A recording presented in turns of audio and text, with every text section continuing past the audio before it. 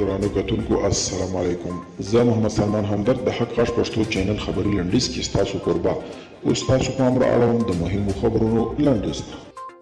طالبان وایي د دې پر مشرانو د بندیزونو موضوع له امریکا سره د دوحې په تړون کې فیصله شوې ده. د طالبانو وایي ذبیح الله مجاهد ټینګار کوي چې د دوی په مشرانو بندیزونو او جایزو لیست باید ختم شي. د حزب اسلامي مشر ګلبدین حکمتیار وایي چې د حکومت لخوا د دوی غوښتنو نه منلو په غبرګون کې پر کابل ټولې لویې لارې تړي او تر هغو به بندي وي چې څو یې د حکومت د دې غوښتنې نه وي منلې. حکمتیار له دې مخکې حکومت ته ګوتڅنډنه کړې وه چې که یې حکومت پاتې بندیان خوشي نه کړي نو ارګ به محاصره کړي.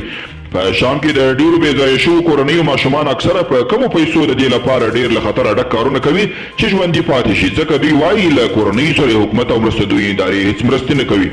او د بحرین او اسرائیلو صدراعظمانو د ایران پر اټومي پروګرامو د خپلو کې بحث وکړ. د بحرین ولیعهد او صدراعظم سلمان بن حمد الخلیفه د اسرائیل له صدراعظم بنیامین نتنیاهو سره د تېرې ورځې په ټلیفوني تماس کې د سیمې د امن او ثبات لپاره د ایران پر اټومي پروګرام په بحثونو کې د سیمې د هیوادونو ګډون مهم وباله.